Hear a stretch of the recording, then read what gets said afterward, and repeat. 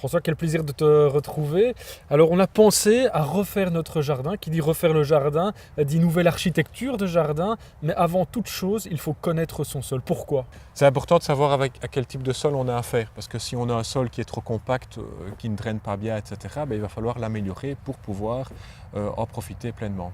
Donc ici, devant nous, il y a différents types de sols. Est-ce que tu peux nous en dire un tout petit peu plus? Donc il faut savoir que dans un sol, il y a 3 éléments, donc le sable, le limon et l'argile. Et donc la proportion de ces différents éléments va déterminer si on a un sol plutôt sableux ou plutôt argilo-limoneux, par exemple. On se rappelle l'année passée, justement, on avait prélevé un échantillon de ce sol et on l'avait analysé. Tu nous avais conseillé d'aller dans les pépinières pour en savoir plus. Ici, tu nous proposes quelque part un système peut-être plus rapide, mais moins complet. Ici, on va surtout vérifier le taux d'acidité, donc voir si son sol est acide ou pas acide, et on va aussi pouvoir vérifier le taux, l'état nutritif du sol pour voir si c'est nécessaire d'y apporter un complément de fertilisation. Donc concrètement, il faut d'abord faire attention à veiller à un bon échantillonnage. Donc l'échantillonnage, souviens-toi, j'avais prélevé plusieurs pois. Avec une carotte. Avec une carotte, je veux dire, ça sert à rien de prendre une quantité trop importante par échantillon. On remélange le tout ensemble dans un seau et on reprend une certaine quantité pour faire l'analyse. Donc à partir du moment où on a notre échantillon, on va pouvoir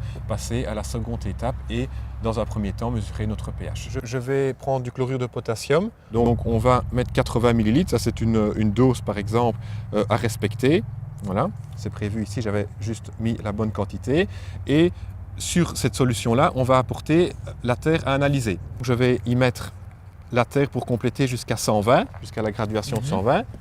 Je vais refermer mon couvercle, bien mélanger, et après, à l'aide d'une bande colorée, on va pouvoir vérifier son taux d'acidité.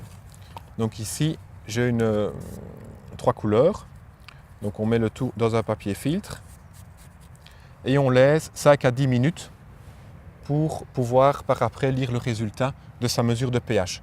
Donc en attendant les 5-10 minutes, on va pouvoir faire l'autre mesure qui consiste à mesurer le taux de nutrition.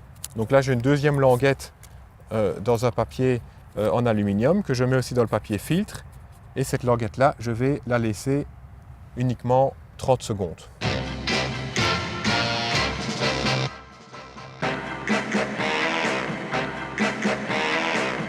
Ben voilà François, le temps est écoulé. Donc comment est-ce qu'on sait à présent si le taux de pH et le taux de nutrition sont bons ou il faut les agrémenter? Ben voilà, donc on va passer à la mesure des résultats. Donc on va enlever les tigettes des papiers filtres et on va vérifier à quelle valeur on obtient. Donc tout d'abord pour la valeur de l'état nutritif, on a une échelle ici de 1 à 7 et on observe qu'on est plutôt vers le numéro 2. Donc ça veut dire qu'on a un état nutritif assez faible. Tout en sachant que plus on monte dans les numéros, plus l'état nutritif sera important. On va maintenant opérer avec la tigette du pH. On va la prendre, on va l'enlever du papier filtre et on va vérifier la similitude des 3 couleurs.